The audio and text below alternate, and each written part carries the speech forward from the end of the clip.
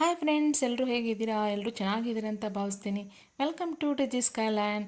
So ನಾನು ತಂದಿರೋ ಹೊಸ ರೆಸಿಪಿ ಇವತ್ತು MTR gulab jamun.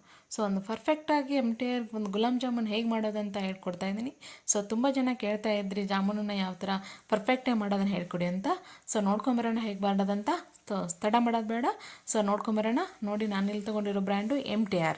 So MTR gulab jamun ಒಂದು ಪ್ಯಾಕೆಟ್ನ 175 ಗ್ರಾಮ್ ಪ್ಯಾಕೆಟ್ನ ತೊಗೊಂಡಿದ್ದೀನಿ. ಸೊ ಇವನ್ ಹಿಂದ್ಗಡೆ ಕೂಡ ಒಂದು ಇನ್ಸ್ಟ್ರಕ್ಷನ್ಸ್ ಕೊಟ್ಟಿದ್ದಾರೆ, ಅದನ್ನು ಕೂಡ ನೀವು ಫಾಲೋ ಮಾಡ್ಬೋದು.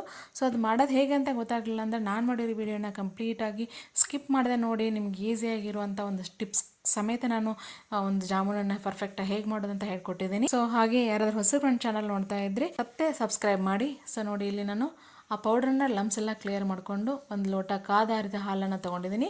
ಸೊ ಸ್ವಲ್ಪ ಸ್ವಲ್ಪ ಹಾಕ್ಕೊಂಡು ಬೆರಳಲ್ಲೇ ಏನು ಮಾಡಿ ನೀಟಾಗಿ ಹಿಟ್ಟನ್ನು ಕಲಿಸ್ಕೊಡಿ. ತುಂಬ ಬಾರೆಲ್ಲ ಹಾಕೋಕೆ ಹೋಗ್ಬಿಡಿ. ಚಪಾತಿ ಹಿಟ್ಟು ನಾದ್ತೀವಲ್ಲ ಆ ಥರ ಎಲ್ಲ ಮಾಡೋಕೆ ಹೋಗ್ಬಿಡಿ. ಸ್ವಲ್ಪ ಸ್ವಲ್ಪ ಹಾಲನ್ನು ಹಾಕ್ಕೊಂಡು ನೀಟಾಗಿ ಕಲಿಸ್ಕೊಡಿ. ಸೊ ಈ ಥರ ನೀಟಾಗಿ ಕಲಿಸ್ಕೊಂಡು ಒಂದು 5 ನಿಮಿಷ ಎತ್ತಿಡಬೇಕು. ನೋಡಿ, ಇಷ್ಟು ಒಂದು ಅದಕ್ಕೆ ಆದರೆ ಸಾಕು. ಸೊ ಒಂದು 5 ನಿಮಿಷ ಎತ್ತಿಟ್ಬಿಡಿ. ಸೊ ಅಷ್ಟರಲ್ಲಿ ಏನು ಮಾಡೋಣ, ಒಂದು ಸಕ್ಕರೆ ಪಾಕ ಮಾಡೋದು ತುಂಬ ಒಂದು ಇಂಪಾರ್ಟೆಂಟ್ ಅಂತ ಹೇಳ್ಬೋದು. ತುಂಬ ಜನ ಸಕ್ಕರೆ ಪಾಕ ಮಾಡೋಕ್ಕೆ ಬರೋಲ್ಲ. ಸೊ ಇಲ್ಲಾಂದ್ರೆ ನೀರಾಗುತ್ತೆ, ಇಲ್ಲಾಂದರೆ ಸ್ವಲ್ಪ ಅಂಟಂಟಾಗಿರುತ್ತೆ. ಸೊ ಪರ್ಫೆಕ್ಟಾಗಿ ಒಂದು ಸಕ್ಕರೆ ಪಾಕ ಹೇಗೆ ಮಾಡೋದಂತ ಒಂದು ಟಿಪ್ಸ್ ಮುಖಾಂತರ ಹೇಳ್ತಾ ಇದ್ದೀನಿ. ಸೊ ತಪ್ಪದೆ ಸ್ಕಿಪ್ ಮಾಡದೆ ವಿಡಿಯೋನ ಕಂಪ್ಲೀಟಾಗಿ ನೋಡಿ. ಸೊ ಇಲ್ಲಿ ಸಕ್ಕರೆನ ನಾನು ಆ ಒಂದು 175 ಗ್ರಾಮು ಜಾಮೂನ್ ಪ್ಯಾಕೆಟಿಗೆ ನಾನು 750 to 800 ಗ್ರಾಮನ್ನು ತೊಗೋತಾ ಇದ್ದೀನಿ. 750 ತೊಗೊಂಡ್ರೆ ಪರ್ಫೆಕ್ಟ್ ಅಳತೆ ಇರುತ್ತೆ. ಸ್ವಲ್ಪ ಸಿಹಿ ಜಾಸ್ತಿ ಬೇಕಂದರೆ 800 ಗ್ರಾಮ್ ಸಕ್ಕರೆ ಹಾಕ್ಕೊಳ್ಳಿ, 800 ml ನೀರನ್ನು ಹಾಕ್ಕೊಳ್ಳಿ. ಏನು ಸಕ್ಕರೆ ಹಾಕೋತೀರ ಅದೇ ಅಳತೆ ನೀರನ್ನು ಹಾಕ್ಕೊಳ್ಳಿ, ತುಂಬ ಚೆನ್ನಾಗಿ ಬರುತ್ತೆ. ಸೊ ನೋಡಿ, ಇಷ್ಟು ಚೆನ್ನಾಗಿದೆ ಅಲ್ವಾ? ಸೊ ಈ ಥರ ಸ್ವಲ್ಪ ಸಕ್ಕರೆ ಕರಗೋವರೆಗೂ ನೀಟಾಗಿ ಒಂದು ಸೌಟಿಂದ ಕಲಿಸ್ಕೊಳ್ಳಿ. ಸೊ ಹಾಗೆ ಒಂದು 2-3 ಆ ಏಲಕ್ಕಿನ ನೀಟಾಗಿ ಪೌಡ್ರ್ ಮಾಡಿ ಹಾಕ್ಕೊಳ್ಳಿ. ಸೊ ಒಂದು ಫ್ಲೇವರ್ ಏಲಕ್ಕಿ ಹಾಕೋದ್ರಿಂದ ಸಖತ್ತಾಗಿ ಬರುತ್ತೆ. ಸೊ ನೋಡಿ, ಇಷ್ಟು ಒಂದು ಮೇಲ್ಗಡೆ ಬಬಲ್ಸ್ ಬರ್ತಾ ಇದೆಯಲ್ಲ, ಒಂದು 5-10 ನಿಮಿಷ ಚೆನ್ನಾಗಿ ಕುದಿಸ್ಕೊಳ್ಳಿ. ಸೊ ನೋಡಿ, ಸಕ್ಕರೆ ಪಾಕ ರೆಡಿಯಾಗಿದೆ. ಇವಾಗ ಜಾಮೂನ್ ಒಂದು ಉಂಡೆಗಳನ್ನ ಮಾಡ್ಕೊಳ್ಳೋಣ ಇವಾಗ. ಸೊ ನೋಡಿ, ಚೆನ್ನಾಗಿ ನೋಡಿ, ಒಂದು 5 ನಿಮಿಷ ಚೆನ್ನಾಗಿ ಇದು ನೆನೆದಿದೆ ಹಿಟ್ಟು. ಸೊ ಇವಾಗ ನಾನು ತುಪ್ಪನ ಕೈಗೆ ಹಾಕೋತಾ ಇದ್ದೀನಿ ಸ್ವಲ್ಪ, ಅದಕ್ಕೆ ಎಣ್ಣೆಯನ್ನು ಒಂದು ಉಂಡೆ ಮಾಡ್ಕೊಳ್ಳೋಕ್ಕೆ. ತುಪ್ಪ ಇಲ್ಲಾಂದರೆ ನೀವು ಎಣ್ಣೆ ಕೂಡ ಯೂಸ್ ಮಾಡ್ಬೋದು. ಸೊ ಇಲ್ಲಿ ಚಿಕ್ಕ ಚಿಕ್ಕ ಉಂಡೆಗಳನ್ನ ಮಾಡ್ಕೊಳ್ಳಿ. ತುಂಬ ದಪ್ಪ ಉಂಡೆಗಳು ಮಾಡಿಕೊಂಡ್ರೆ ಒಳಗಡೆಗೆಲ್ಲ ಗಂಟಾಗುತ್ತೆ. ಸೊ ಇದನ್ನು ನೆನಪಲ್ಲಿ ಇಟ್ಕೊಳ್ಳಿ. ಸೊ ಚಿಕ್ಕ ಚಿಕ್ಕ ಉಂಡೆಗಳನ್ನ ತುಂಬ ಪ್ರೆಸ್ ಕೂಡ ಮಾಡಬಾರ್ದು. ಆಮೇಲೆ ಸೊ ಇಲ್ಲಿ ಉಂಡೆಗಳನ್ನ ಮಾಡಬೇಕಂದ್ರೆ ಕೈ ತುಂಬ ಫ್ರೆಶ್ ಆಗಿರಬೇಕು. ಅಥವಾ ಖಾರನೋ ಅಥವಾ ಏನೋ ಮಸಾಲೆ ಪದಾರ್ಥನ ಕೈಯಲ್ಲಿ ಯೂಸ್ ಮಾಡಿಕೊಂಡು ನೀವು ಉಂಡೆಗಳನ್ನ ಮಾಡಿದರೆ ಸೊ ಈ ಉಂಡೆಗಳು ಒಡೆಯುವಂಥ ಚಾನ್ಸಸ್ ಇರುತ್ತೆ. ಅದಕ್ಕೋಸ್ಕರ ನೀಟಾಗಿ ಕೈ ವಾಶ್ ಮಾಡಿಕೊಂಡು ನೀಟಾಗಿ ಈ ಉಂಡೆಗಳನ್ನು ಮಾಡ್ಕೊಳ್ಳಿ. ಸೊ ಇಷ್ಟು ಚಿಕ್ಕ ಚಿಕ್ಕದಾಗಿ ಉಂಡೆಗಳನ್ನು ಮಾಡ್ಕೊಳ್ಳಿ ಸಾಕು. ಸೊ ಮೇಲ್ಗಡೆಗೆ ಲೈನ್ಸ್ ಎಲ್ಲ ಬರಬಾರ್ದು, ನೀಟಾಗಿ ಕ್ಲಿಯರ್ ಇರಬೇಕು.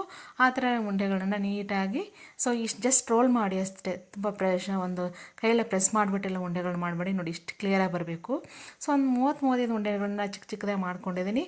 ಯಾಕಂದರೆ ಅದು ಕರೆದ್ಮೇಲೆ ಫ್ರೈ ಮಾಡಿದ್ಮೇಲೆ ಮತ್ತು ಸಕ್ಕರೆ ಪಾಕ ಎಲ್ಲ ಹೀರ್ಕೊಂಡ್ಮೇಲೆ ತುಂಬ ದಪ್ಪ ಆಗುತ್ತೆ. ಅದಕ್ಕೋಸ್ಕರ ಸೊ ಇಲ್ಲಿ ನೋಡಿ, ಒಂದು 8-10 ನಾನು ಎಣ್ಣೆ ಕಾದಿದೆ, ಜಾಮೂನ್ ಹಾಕೋತಾ ಇದ್ದೀನಿ. ಸೊ ನೋಡಿ, ನೀಟಾಗಿ ಒಂದು 30 ಸೆಕೆಂಡ್ಸ್ ಆದಮೇಲೆ ಅದನ್ನು ಸೌಟಿಲ್ಲ ಅಳಗಡಿಸ್ಬೇಕು.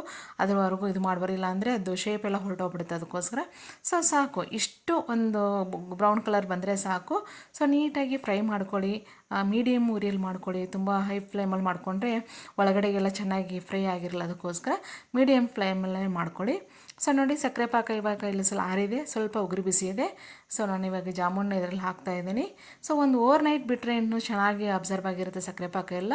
ಸೊ ನಿಮ್ಗೆ ಟೈಮ್ ಇಲ್ಲ ಅಂದರೆ ಒಂದು 2 to 3 ಅವರ್ಸ್ ಬಿಡ್ಬೋದು, ಏನು ತೊಂದರೆ ಇಲ್ಲ. 2 to 3 ಅವರ್ಸ್ ಬಿಟ್ಟರು ಕೂಡ ತುಂಬ ಚೆನ್ನಾಗಿ ಅಬ್ಸರ್ವ್ ಆಗಿರುತ್ತೆ. ಸೊ ನೋಡಿ, ಎಷ್ಟು ಸಖತ್ತಾಗಿ ಬಂದಿದೆ ನೋಡಿ. ನಾನು ಮಾಡಿರೋ ಚಿಕ್ಕ ಚಿಕ್ಕ ಉಂಡೆಗಳು ಎಲ್ಲ ಸಕ್ಕರೆ ಪಾಕ ಹೀರ್ಕೊಂಡು ಎಷ್ಟು ದಪ್ಪ ಆಗಿದೆ, ಸಖತ್ತಾಗಿ ಬಂದಿದೆ ಅಲ್ವಾ? ಸೊ ನೀವು ಮನೆಗೆ ಹೋಗಿ ಒಂದು ಸಲ ಟ್ರೈ ಮಾಡಿ ಹೇಗಾಗಿದೆ ಅಂತ ಕಮೆಂಟ್ ಬಾಕ್ಸಲ್ಲಿ ಹಾಕಿ. ಹೀಗೆ ನಾವು ಮಾಡೋ ಎಲ್ಲ ರೆಸಿಪಿಗಳನ್ನ ಫಾಲೋ ಮಾಡಿ, ಲೈಕ್ ಮಾಡಿ, ಶೇರ್ ಮಾಡಿ, ಕಮೆಂಟ್ ಹಾಕಿ. ಸೊ ನೋಡಿ, ತಿನ್ನನ್ವಾ ಸಖತ್ತಾಗಿದೆ.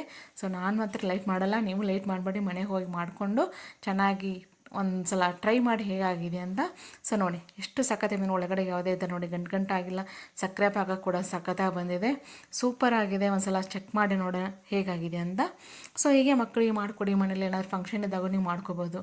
ಹೀಗೆ ನಾವು ಮಾಡೋ ರೆಸಿಪಿಗಳನ್ನ ಫಾಲೋ ಮಾಡಿ, ಲೈಕ್ ಮಾಡಿ, ಶೇರ್ ಮಾಡಿ, ಕಮೆಂಟ್ ಮಾಡಿ. ನೋಡಿ, ಸಖತ್ತಾಗಿ ಬಂದಿದೆ, ಸೂಪರ್ ಆಗಿದೆ.